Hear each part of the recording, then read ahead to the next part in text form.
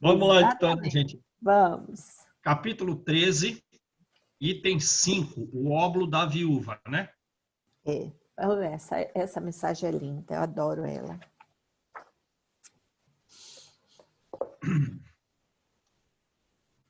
Já? Já? Vamos embora. Todo mundo aí tá pronto? Pessoal? Pronto. Vamos embora.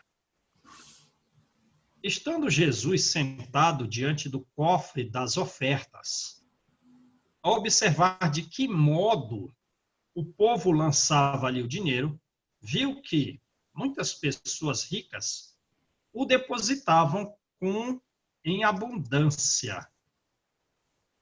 Nisso, veio também uma pobre viúva que apenas colocou 2 pequenas moedas do valor de 10 centavos cada uma. Chamando então seus discípulos, disse-lhes Jesus: em verdade vos digo que esta pobre viúva deu muito mais do que todos os que antes puseram suas dádivas no cofre. Porque todos os outros deram do que lhes sobra, ao passo que ela deu do que lhe faz falta. Deu mesmo tudo o que tinha para o seu sustento. Beleza? Beleza.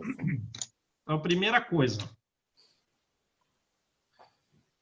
as pessoas depositaram uma grande quantia de valores, porém, essa quantia de valores, em proporção ao que elas possuíam, não era nada, certo? Sim. Agora, a viúva, ela deu uma grande porcentagem daquilo que ela possuía, certo? Sim. Mas tem uma condição. Mas tem uma condição, ela é viúva. Ou seja, ela também já não tem o compromisso de auxiliar o esposo e talvez, por ser viúva, os próprios filhos já estão crescidos e distanciados. Você prestou atenção nesse detalhe? Uhum. Então, não é uma pessoa que é recém-casada, com 3 filhos pequenos. Porque aí ela não pode dar tudo. Concordam? Sim. Muitas pessoas lamentam não poder fazer todo o bem que gostariam, por falta de recursos insuficientes. Muitas pessoas lamentam, mas o óbolo da viúva já mostra que essa ideia de raciocínio é um equívoco. Porque você não pode deixar de fazer o bem, ou o ato de fazer bem não está simplesmente vinculado à questão de doação de recursos materiais, a doação de dinheiro. Como foi o caso daquela senhora que auxiliou, que estava dando instrução à filha dela, né? Olha, tu não tem dinheiro porque você não trabalha. Se eu te dou um dinheiro para comprar alguma coisa e tu dá, quem está dando sou eu. Então tu faz assim.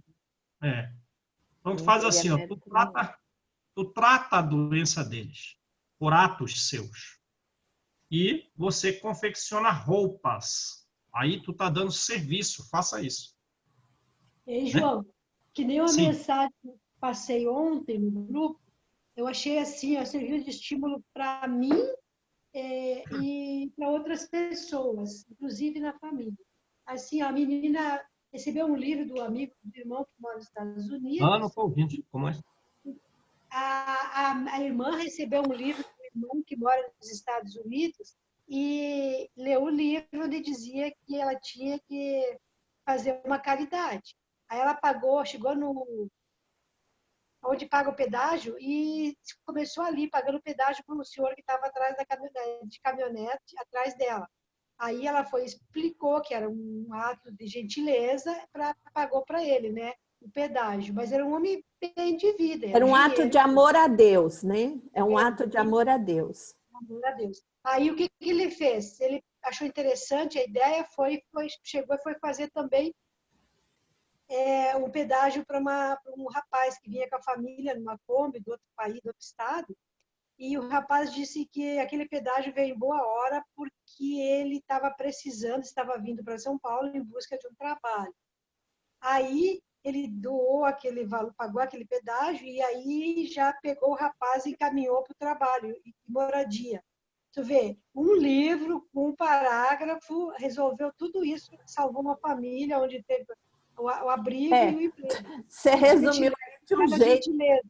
O rapaz estava vindo da Bahia com a esposa e deixou 5 filhos na Bahia. E ele veio para São Paulo em busca de trabalho. E o cara, esse senhor que pagou, né, o pedágio, fez igual a moça fez com ele era engenheiro. E aí ele já levou, ele arrumou um lugar para o pessoal ficar, ele deu moradia para o casal e deu emprego para o rapaz, que o rapaz era mestre de obra. Eu acho que ele tinha uma construtora, tá?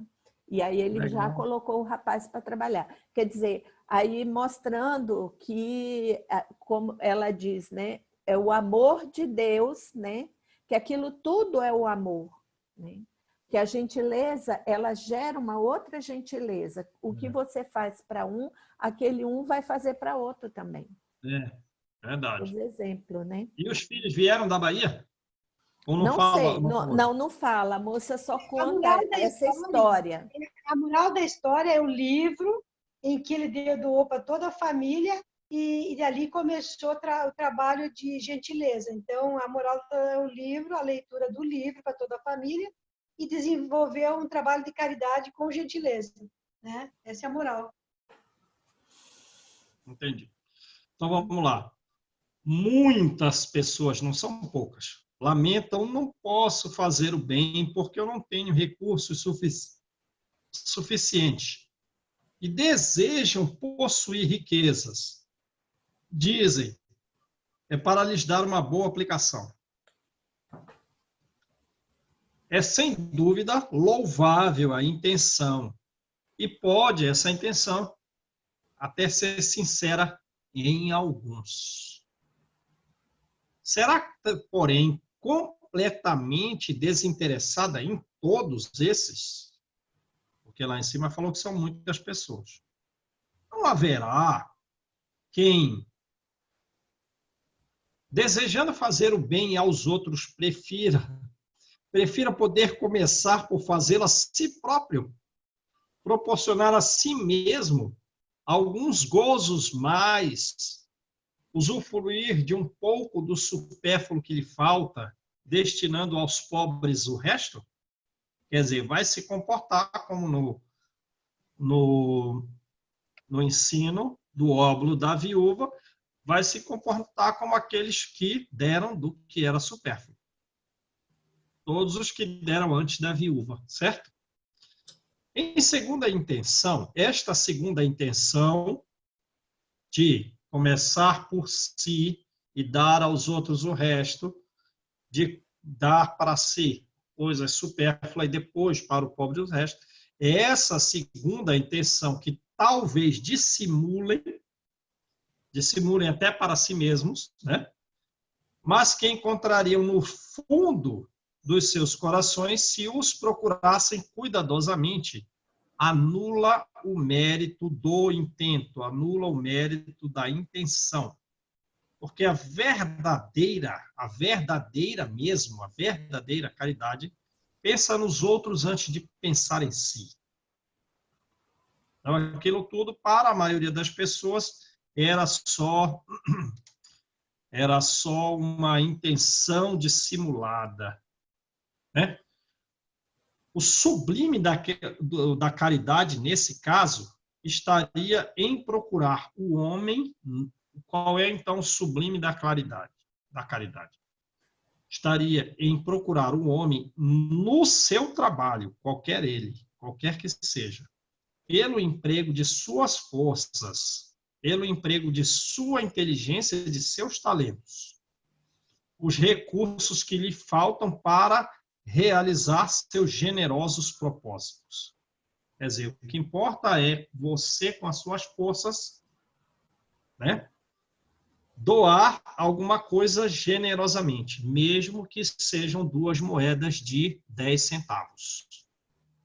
Ô, João, deixa eu Sim. perder meu bônus hora aqui, mas para ilustrar isso aí, vou perder meu bônus hora, mas é a título de ilustração. Às vezes a gente recebe coisas, vou falar assim de roupa. A gente recebe roupa, sacola. Normalmente nos dá na sacola ou no, assim, mas tem situações que a gente recebe coisa que do jeito que tá, você acaba descartando. Porque você vai pegar roupa ali, aquelas roupas rasgadas, são roupa com mofo, são roupas com, sabe, assim, em situações que aí às vezes a gente perde o bônus hora lá, questionando, fala, gente, por que que vai dar uma condição dessa? Parece que assim, ó, eu fico com a consciência pesada de jogar fora em casa, manda lá para o centro espírita lá, que lá eles dão um jeito, mas alivia minha consciência de jogar também as coisas fora. Porque às vezes a gente recebe coisas assim que do jeito que recebe não tem condições de dar.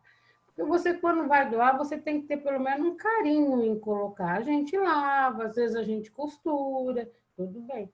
Mas tem situações que é lixo.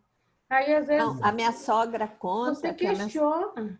a minha sogra conta que Verdade, lá na igreja, né, que ela é católica, ela diz que eles recebem as roupas, diz que vem, o povo tira os botões das blusas, sabe? Tira o fechiclé da calça. Como que você vai vestir uma roupa sem botão, sem fechiclé? Quer dizer, a pessoa pega assim, vou dar, como é para doar, para dar para alguém, sabe? Dá coisa assim já. Ai, Sem não sei. condição de uso, né? Vou igual a desse, estou perdendo minhas horas boas. Estou lascada. Mas fazer o quê, né? Aí, em você doar generosamente algo que vem de você, né? Aí estaria o sacrifício mais agradável ao Senhor. Infelizmente, a maioria vive a sonhar com os meios mais fáceis e mais rápidos de enriquecer, correndo atrás de quimeras, né, de fantasias, como a descoberta de tesouros, uma chance aleatória favorável jogar na Mega Sena, o recebimento de heranças inesperadas e etc. Vive a sonhar com isso. Que dizer dos que esperam encontrar nos espíritos auxiliares que os secundem em pesquisas dessa natureza? Ainda quer contar com o auxílio dos espíritos para, né, enriquecer. Me ajuda aí. Tá aí os números da Mega Sena? Barganhando com Deus, né? Barganhando com o Espírito. Se você me der tal coisa, eu dou Eu tal vou fazer. coisa. Não é interesse meu, não. É só em ajudar. Uhum. Certamente não conhecem nem compreendem esses que esperam encontrar nos espíritos auxiliares para pesquisar o tesouro, descobrir os números da Mega Sena, certamente não conhecem nem compreendem a sagrada finalidade do Espiritismo e ainda menos a missão dos espíritos a quem Deus permite que se comuniquem com os homens. São assim punidos pelas decepções. Aí ele pede para que a gente leia aí o Livro dos Médiuns, item 294 e 295. Uhum. Querem ler agora ou vocês querem ler depois? Lê, João, vamos ler. Vamos ler. A gente tem tempo. O Livro dos Médiuns, item 294. 294.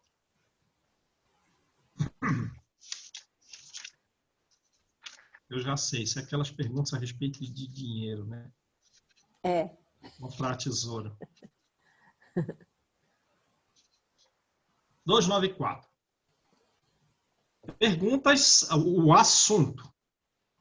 Perguntas sobre as invenções e descobertas.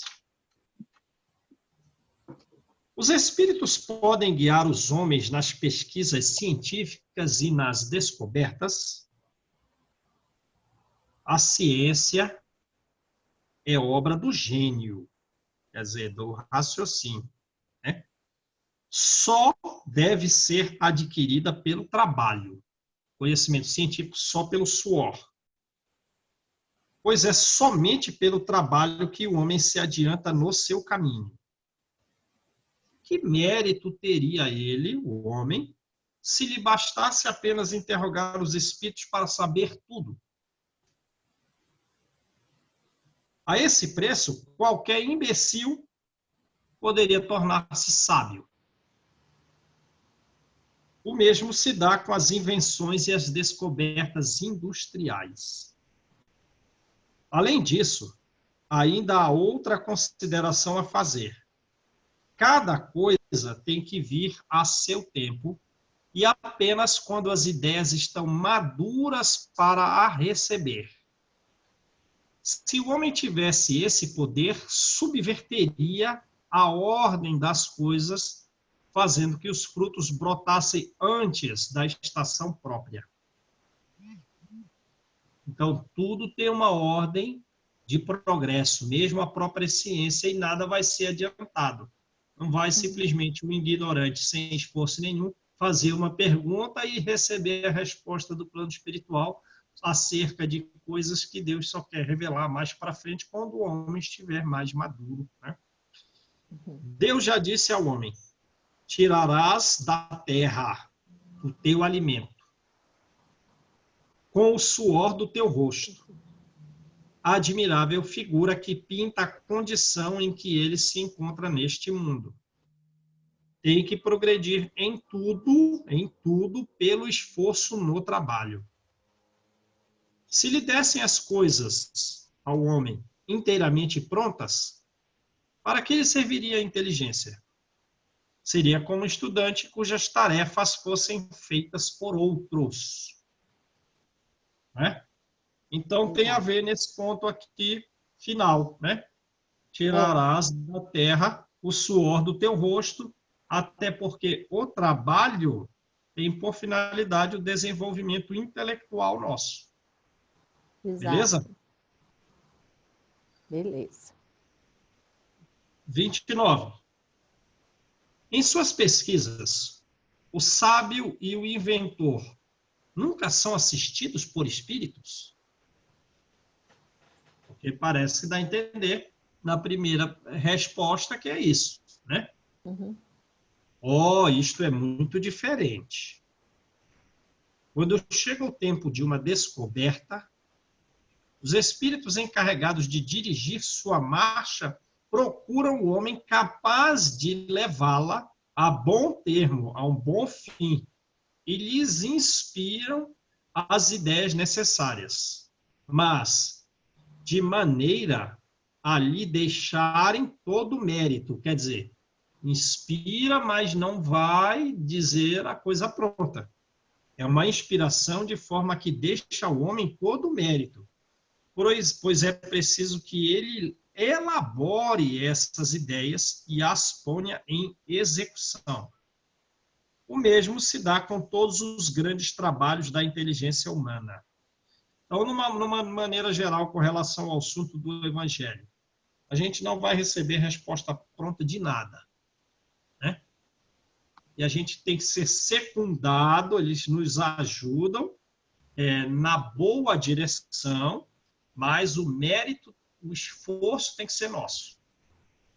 Vou te intuir. Você vai pegar o anzol, vai pegar comer uma isca e você vai pescar. Eu vou te intuir só que você pegue a isca, bote no anzol e pesque o seu peixe. É por aí. O mesmo se dá com todos os trabalhos da inteligência humana. Os espíritos deixam cada homem na sua própria esfera. Aquele que só é capaz de cavar a terra não será feito depositário dos segredos de Deus. Mas sabem tirar da obscuridade aquele que seja capaz de lhe secundar os desígnios, as intenções. Então, realmente tem que ser esforço nosso sair da escuridão para a luz, né? Não vos deixeis, pois, arrastar pela curiosidade, não vos deixeis arrastar pela ambição, por um caminho que não corresponda aos fins do Espiritismo e que vos conduziria às mais ridículas mistificações. Quer dizer, então, no caso daqui, eu quero descobrir quais são os números da Mega Sena, né? Eu quero descobrir onde que tem um tesouro. Ora, isso está mais pela ambição. Você está fazendo isso mais pela ambição. Não é uma finalidade elevada. Portanto, quem vai participar dessas suas intenções são espíritos mistificadores. Certo? Certo. O conhecimento mais aprofundado do Espiritismo acalmou a febre das descobertas, que no princípio todo mundo imaginava fazer por meio dele. Houve até quem chegasse a pedir aos espíritos receitas para tingir e fazer nascer cabelos, curar os calos dos pés, etc. Conhecemos muitas pessoas que, convencidas de que assim fariam fortuna, só conseguiram processos mais ou menos ridículos. O mesmo acontece quando se pretende, com a ajuda dos espíritos, penetrar os mistérios da origem das coisas. Alguns deles têm seus sistemas sobre essas matérias, sistemas que não valem mais do que os dos homens, e aos quais não é prudente dar acolhida senão com maior reserva. Quer dizer, mistérios a respeito do futuro, mistérios a respeito do passado, como que surgiu a vida, bababá, bababá. Né? Pode ser que não é a época da gente receber esses conhecimentos, ainda somos muito imaturos e devemos nos preocupar mais com o egoísmo, o orgulho, né? Os maus desejos do nosso coração do que esses mistérios de outras coisas. Mas, se persistir nessa coisa, vai ser objeto de mistificação de espírito inferior. 295. Perguntas sobre os tesouros ocultos. Esse está mais direto com o assunto do Evangelho, né? Pergunta. Os espíritos podem fazer que se descubram tesouros ocultos? Os espíritos superiores não se ocupam com essas coisas. Mas os espíritos zombeteiros, muitas vezes, indicam tesouros que não existem. Ou se comprazem em apontá-los no lugar quando se acham em lugar oposto. Isto tem a sua utilidade, mostrar que a verdadeira riqueza está no trabalho. Se a providência destina tesouros ocultos a alguém, esse os achará naturalmente. De outra forma, não achará. Beleza? Beleza. Próxima questão. O que se deve pensar da crença nos espíritos guardiães de tesouros ocultos? Então, um espírito guardião de tesouro oculto. Os espíritos que... Isso existe? Provavelmente é alguém que perdeu sua herança e aí está ali guardando ela. Está vinculado. Aí é igual aquele caso do espelho, que a moça ficou lá no espelho. É melhor não pegar nisso aí, não. Né? Aguardando o noivo. Melhor não pegar esse, não. Os espíritos que ainda não estão desmaterializados se apegam às coisas. Então, veja. Tem espíritos que estão guardando tesouros ocultos? Tem. Tem. Avarentos, que esconderam seus tesouros podem ainda, depois de mortos, vigiá-los e guardá-los. E o temor em que vivem de alguém, os arrebatar, constitui um dos seus castigos, até que compreendam a inutilidade dessa atitude. Também aos espíritos da terra incumbido de dirigir as suas transformações, e que, por alegoria, foram transformados em guardas das riquezas naturais. O quê? Era tudo. A gente vai ter que fazer uma pesquisa mais séria aqui, hein? Então, tá. Existem espíritos, digamos assim, avarentos, guardiães de tesouros, certo? Certo. Que eles vivem no temor de que alguém venha pegar aquele tesouro deles. Ora, uma pessoa com certo receio, não, deixa essas coisas aí, né? Porque você vai trazer isso para cá e esses espíritos vão vir para cá. Exatamente. Mas uma pessoa amorosa, ela diz, puxa, esse meu irmão está preso a esse tesouro há tanto tempo, vamos retirá-lo daí e tal, e vai dar um fim adequado àquele tesouro, e também vai, numa casa espírita, encaminhar aquele espírito para uma boa direção, né? Beleza? Beleza. E uma coisa, às vezes a pessoa que descobre esse tesouro, que tem espíritos avarentos que estão guardados, geralmente no passado ele tem um vínculo com aquela pessoa e ele está sendo responsável de retirá-la daquela posição. Porque na lei não acontece nada por acaso. Agora, ou já sofreu por aquilo, né, João? Já se perdeu, ou já se perdeu em alguma reencarnação também, pelo mesmo modo, né? Viveu aquilo que aquele espírito naquele momento está vivendo, né? Com aquele. Isso a gente não vai retirar. Tem vínculo com aquela pessoa que ele está ajudando, sem sombra de dúvida. Isso tem também no livro Nos Domínios da Mediunidade. Por exemplo, merecimento, né? Merecimento. Chegou a hora dele resgatar, né? Auxiliar aquela pessoa que no passado ele atrapalhou. Geralmente as pessoas que se aproximam de nós, que nos cabe auxiliar, foram pessoas que no passado a gente não fez bem para elas. Vixe, João, o que tu fez para a gente? Com certeza. O que você fez para nós, que agora tem 6 aqui, ó, obsediando. Eu devo ter enganado vocês. Nós fomos lá para ler a sorte com você e você enganou a gente. Ensinei as coisas erradas. Ensinei as coisas erradas. Agora está pagando aí. Está ensinando certo agora. Então, vamos lá. Vamos. Agora, uma outra coisa que ele falou aqui. Uma coisa que ele falou aqui. Também há os espíritos da terra. O que ele quer dizer com isso? Espíritos da terra. Incumbido de dirigir as suas transformações interiores.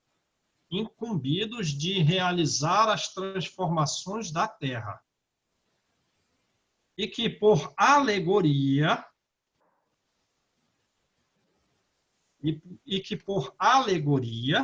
foram transformados em guardas de riquezas naturais. Alegoria. Vamos ver tudo que fala a respeito de alegoria.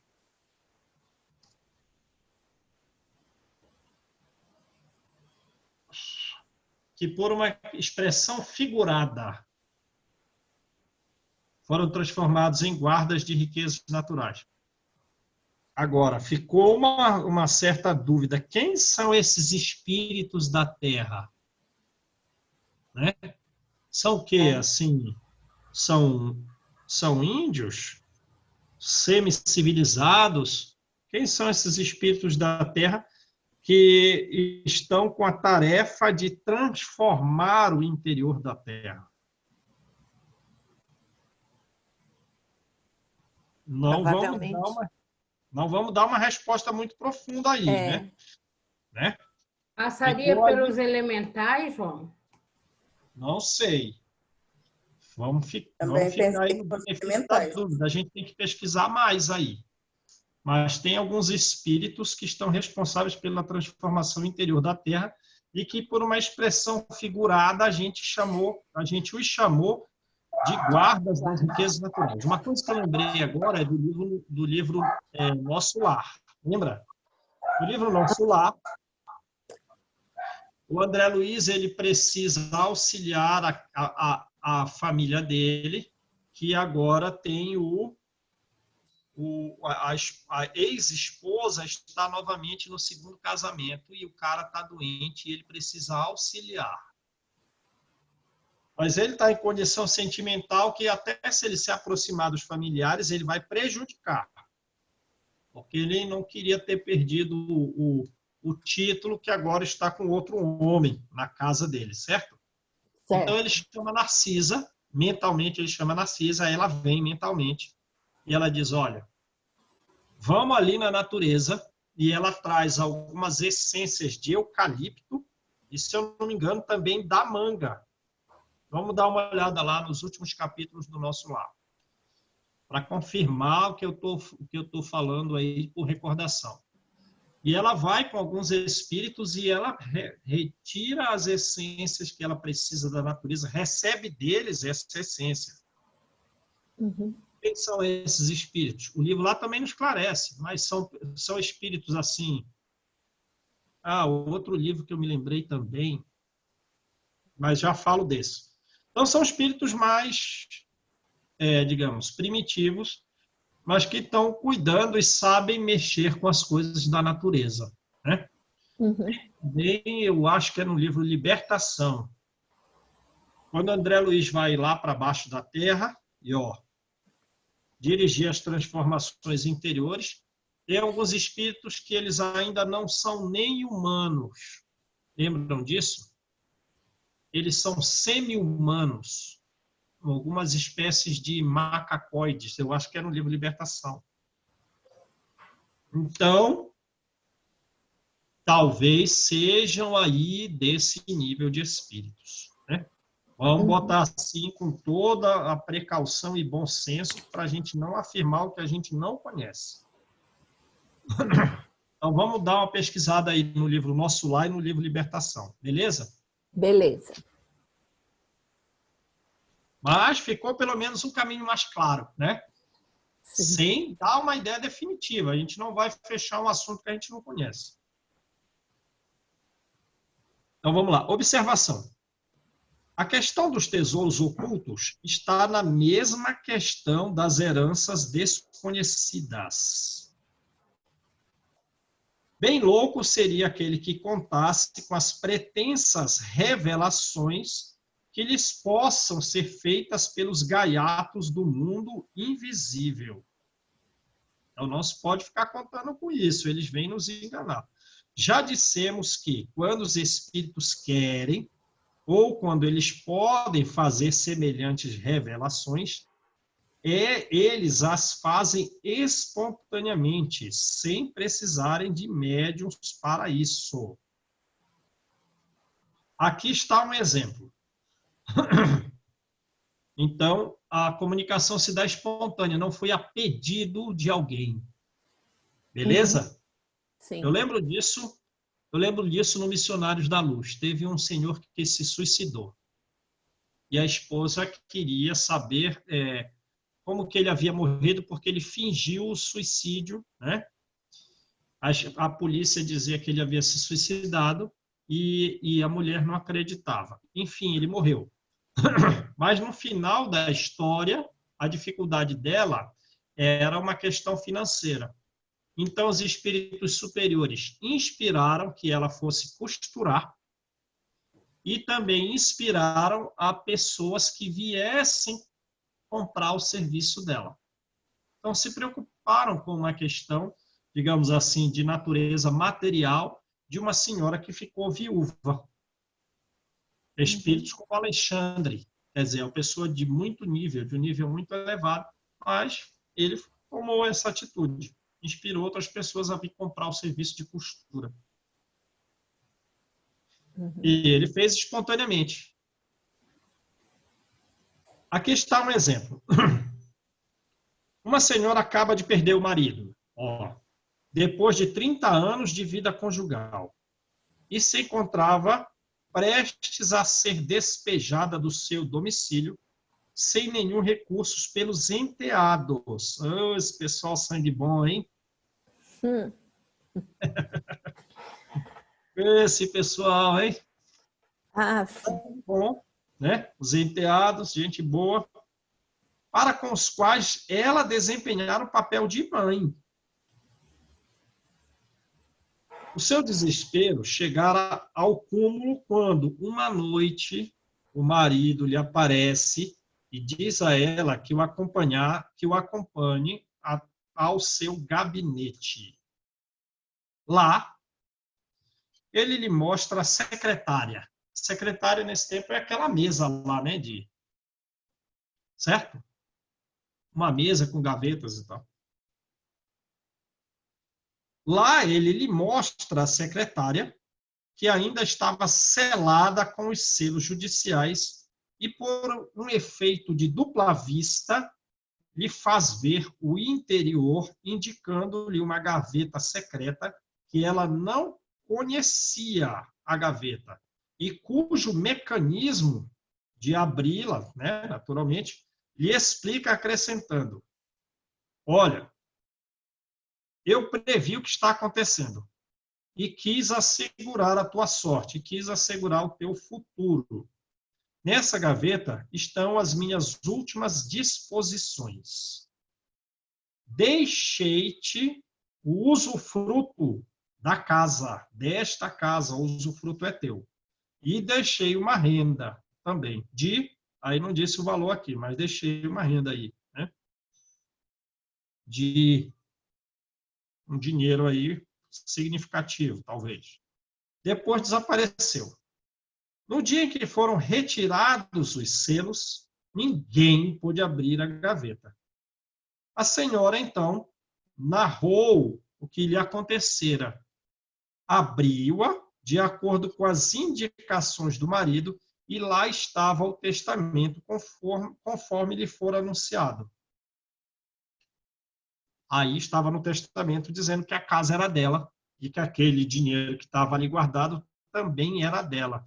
E o Espírito deu essa informação de natureza espontânea e, naturalmente, os espíritos superiores estão secundando que ele faça isso, é justo que ele faça isso. Ela ia ser posta na rua pelos enteados, pelo amor de Deus. Né? Morreu o assunto. Então, não é que os espíritos não se preocupam também com as questões materiais. Eles se preocupam em nos auxiliar, porque da matéria nós também necessitamos. Porém, é nesse nível, né? Numa situação de dificuldade, eles providenciam alguma coisa. Se a pessoa já é muito velha, não tem condição de trabalhar, como provavelmente é o caso dessa viúva, ela recebe o próprio bem, né? Recebe o peixe pronto, porque ela já não tem mais condição de trabalho. Agora, se são outros, não. Eu te inspiro ao serviço, você ainda está em condição de trabalho e vá trabalhar. Agora, tesouros ocultos, grandes somas, os espíritos me indiquem aí uma fórmula para eu retirar o calo do pé das pessoas? Não. Quem vai dar essa informação são os zombeteiros. Resumindo, vou trabalhar, porque a Mega Sena não é para mim, né? É. Olha que a Mega Sena que se sai... Não adianta barganhar com Jesus, com a espiritualidade, falando, olha, se eu ganhar na Mega Sena, vou ajudar o centro espírita tal, porque não vai funcionar. Ô, João, agora eu fico pensando também que você diz aí que os espíritos ajudam a questão material, mas e me fala uma coisa, e esse povo da África, João, quando passa aquela propaganda, chego até choro, que passa aquela propaganda dos Médicos Sem Fronteiras, que você vê aqueles africanos numa dificuldade tão grande, subnutrido, aquelas crianças, tinha uma menina de, acho que a menina tinha 10 anos, parecia um bebê. Aí eu digo, meu Deus do céu, o que é isso? Aí vamos olhar para trás. Quem eram essas pessoas? Lança a luz no passado. Por que essas pessoas estão vivendo essas dificuldades atuais? Nossa, é duro, hein?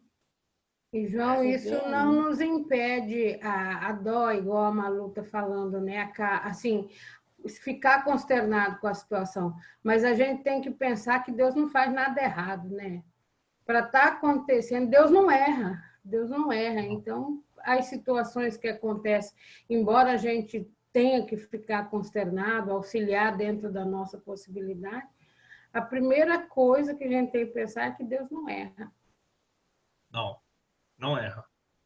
E além de tudo, né, eles tendo que passar por essa dificuldade, porque em outras vidas fizeram outras pessoas passar por isso que hoje eles estão passando, também nós, com a situação em que eles estão, somos chamados a auxiliá-los, porque como a gente leu aqui no capítulo 5 do Evangelho, a gente tem que aliviar as provas dos outros. Lembram? Sim. Se possível, fazê-las cessar. E não nos tornarmos um instrumento de revolver a ferida, piorando as provas alheias. Pelo contrário, a gente tem que aliviar. Então, tem essa dupla finalidade para nós, para a sociedade, que os observa a dificuldade em que vive, e a dificuldade em que vive, com certeza absoluta, tem vínculo com vidas pregressas, sobre o que fizeram. Hordas de soldados que invadiram cidades, mataram, queimaram coisas, mataram pais, crianças ficaram famintas, sem ter condições de trabalhar, piratas, enfim. É duro. Minha irmã é da fraternidade e estava no Malau, agora foi esses tempos, fazer com a Fraternidade Sem Fronteira. Ela fala que não tem jeito de você voltar de lá sem se voltar transformado, porque o que você vê está longe da miséria que a gente conhece aqui. E diz que é um povo alegre, é um povo que não pede, é um povo que parece que é resignado mesmo, sabe? Assim, é um povo Adquiriu pela prova, né? Adquiriu essa resignação pela dificuldade vivida, né? Não, eu não sei se você assistiu uma vez lá no Discípulo, o Wagner foi lá, né? E ele colocou, na palestra que ele deu a respeito, né? Ele contou a história do rapaz que tinha levado um babalu, um chiclete, né?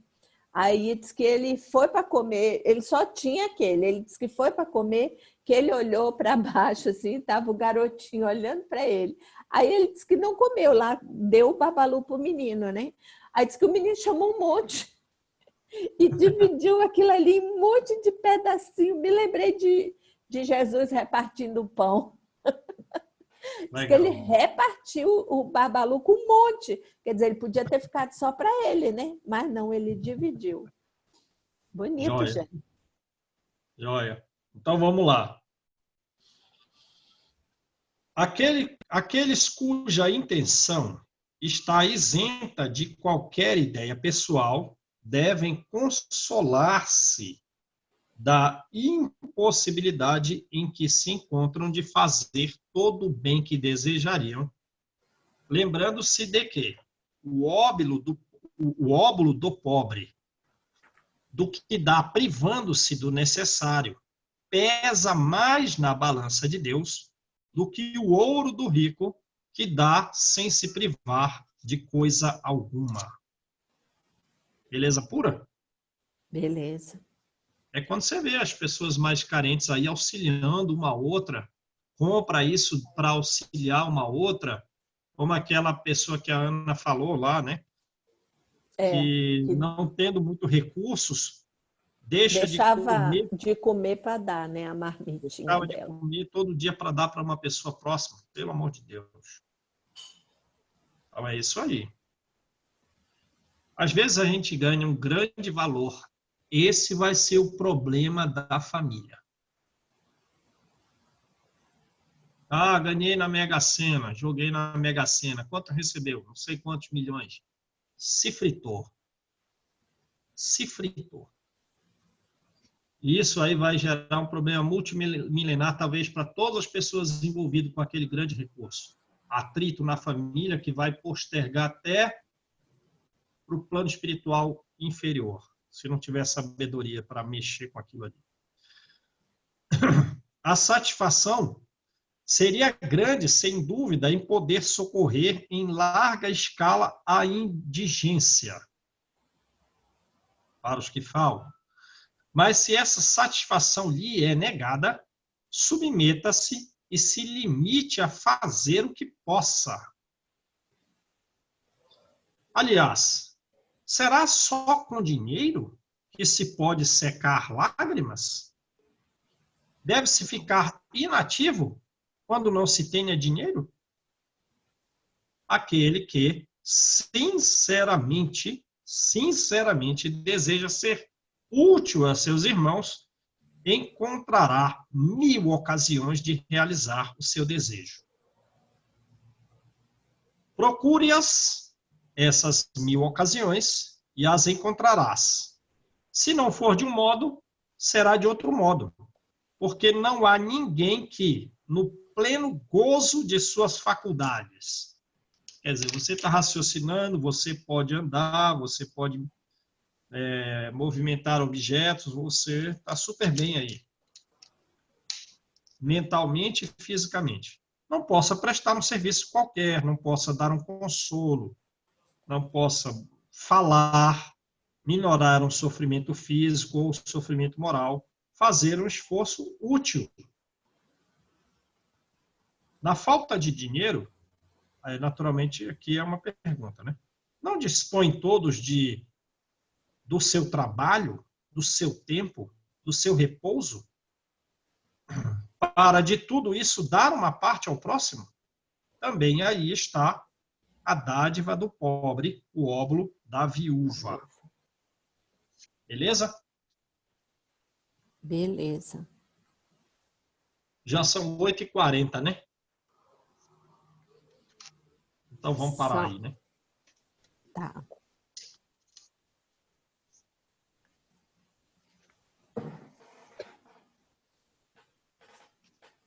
Então, esse capítulo fala do serviço do bem a ser realizado de forma humilde, certo? Sim. E o outro, Bem-aventurados os pobres de espírito, fala da humildade no relacionamento social e para com Deus, né? Sim.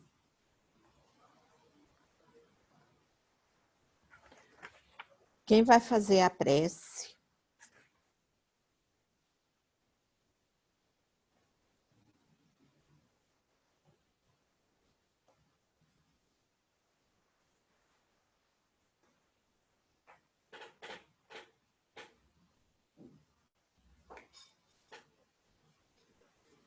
Meninas, eu já fiz a de entrada. Quem tem que fazer é a saída.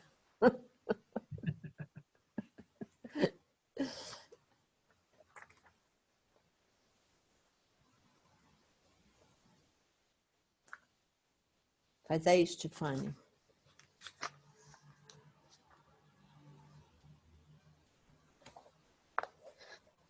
Obrigado, Jesus, por mais este encontro fraterno, aonde buscamos o entendimento através das tuas escritas, nos fortalecendo a cada dia para prosseguir na jornada.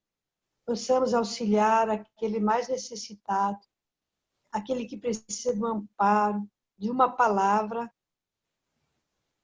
para poder sobreviver às suas dificuldades, às suas dádivas também, que possam ser do seu merecimento. Obrigado, Jesus, pela chuva e pelo sol que nos branda, Senhor, pela saúde mental de cada um dos nossos brasileiros, nos ajudando para que possamos ter um mundo melhor, em prol das nossas energias positivas, que o mundo se torne um mundo habitável, de paz, de alegria, sabedoria e entendimento para todos. Senhor, visite os lares que estão em crise, pela doença, pelo desentendimento, pela miséria, pela falta de conhecimento. Abrange o coração dessas famílias, Senhor. Abrange a dor nos hospitais, nos leitos, as crianças órfãs, os asilos que estão isolados hoje pela dificuldade de visita.